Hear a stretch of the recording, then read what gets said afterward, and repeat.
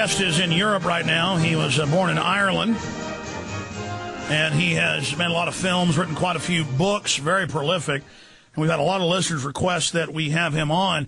I want to really get him to talk about the nature of his awakening, and then I wanted to just get into what we can prove with Michael Tsarion today about what the elite believe, and from his in-depth research, he's done a lot of great research, who the global elite are, what their driving mindset is. We know they have a kingdom of cults, a hierarchical pyramidal structure of power. But, who is at the top of that pyramid, and from his unique perspective, what their agenda is. So we're really honored to have Michael Tsarion on with us for the next hour and 50 minutes. Michael, welcome.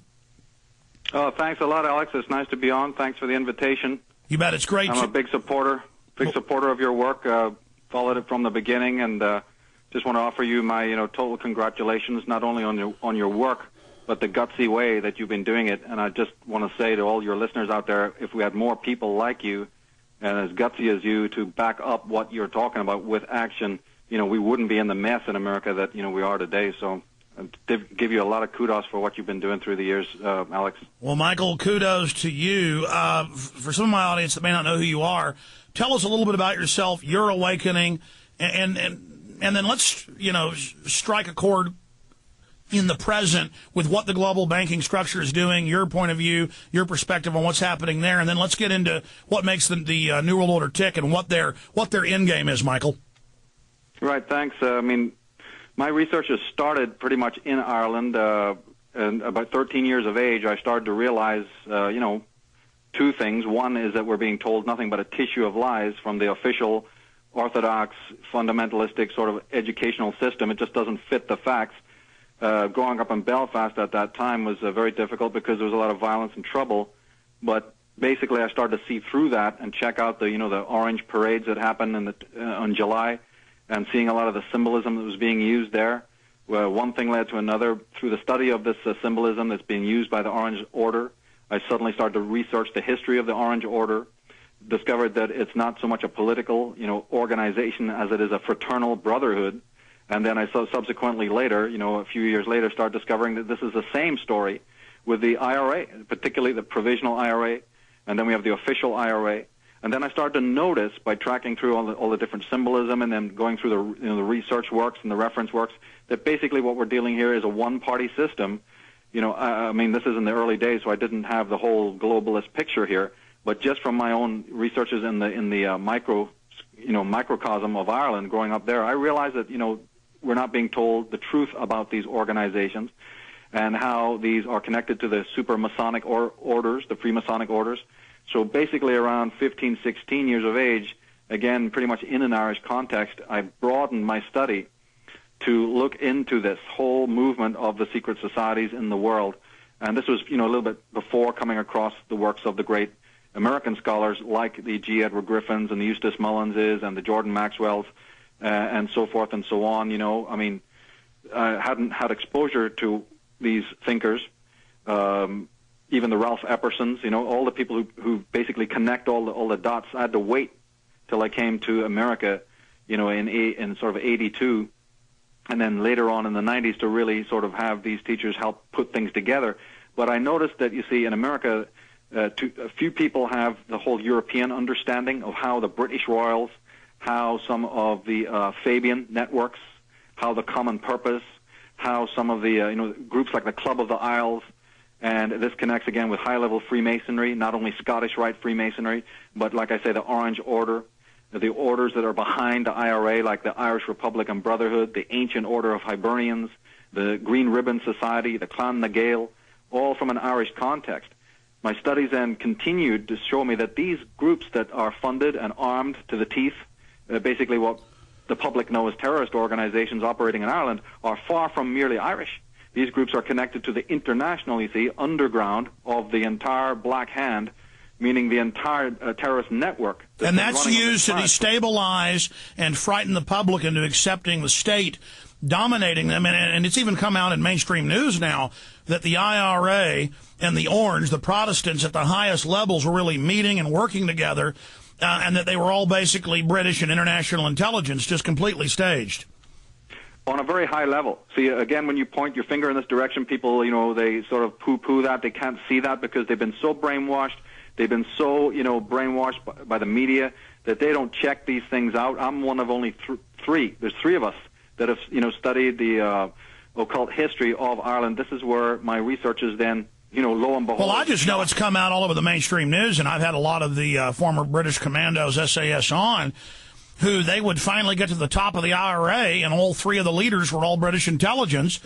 And then they would, you know, infiltrate the Orange and find out, you know, that the three heads of the IRA were meeting with the three heads of the Orange. And it was just a way to terrorize the public, and they used the infighting and the bombings as a pretext to basically murder and kill and oppress whoever they want. They've done that. And by consistently, you know, this incredible fear and death toll and the murder of innocent people in the country on both sides. I'm talking because I'm not partisan. I'm not siding with either side. I'm just looking at this thing, you know, from the overview. Yeah, that trouble made Ireland a third world country in the West. They degraded the people. They kept them ignorant. They kept them stupid while they used the land. Yeah, that's the old divide and conquer. And now groups today want you to bash the Protestants, or want you to bash the Jews, or want you to bash the Catholics, or want you to bash the Hindus, or they always want you to bash a particular group, and they always want to divide our movement into all these subgroups, and then they'll claim that I'm this group or that group just so they can get other groups like hunting dogs to alert on me, and I'm trying to explain to them they're in a controlled sub-paradigm. How many jugglers can you get in a room? How many pit bulls can you get into the pen? You know, this is, I saw firsthand in the Irish context also that these groups were connected to these higher Masonic orders, because we're not talking about the street level stuff here that, you know, people are never going to get their mind around at all. But anyone who studied the British system and how these clubs and these organizations, fraternal orders, are networked into these terrorist organizations, how they fund them, how they meet at the top, like you say, behind the so-called lodge door, that not a single one of these distinctions, not a single one of these biases that people are willing to die for in the streets. You see, this is what I saw in Ireland. Whether you're Jew or Muslim, you're Christian or not, or whether you are Protestant or Catholic, or whether you are rich or poor, or whether you are conservative or labor. You see, all these divisions that people are just enmeshed in the outer world. I started to learn that this doesn't mean a damn behind the lodge door. There's a totally different agenda, and that's how my research is into deeper matters, into the whole occult symbolism that these people are using and their occult origins. And really, it's a gang. And of course, most Masons are well-meaning, good people. They don't understand that the higher levels of their order, have been used as a vehicle for secret intelligence agency operations. Is basically what's happening. And the New World Order goes to like a wardrobe with a Catholic outfit, a Jewish outfit, a Muslim outfit, a Protestant outfit, and they just put that cloak on. And that's why it's so hard to get after them. But we know the overriding thing they want, they say they're trying to get rid of government, but really they create the mega state through which they can control the society. And I'm very concerned about what you just said about the fact that we have to start appealing. I mean, my main message is for the complete disbandment of all secret societies. I don't belong to any secret society, never have done. And the message that is often recurrent through my own work is for the total illegality, the making of all these kinds of secret societies. I don't care if it's Opus Dei or Scottish Rite Freemasonry. With the masses of the world need to actually start integrating laws that make these groups absolutely illegal. But more than that is, in the meantime, until we do that, my message actually goes out to members like some of these the good folks, the good people who are the rank and file of these orders.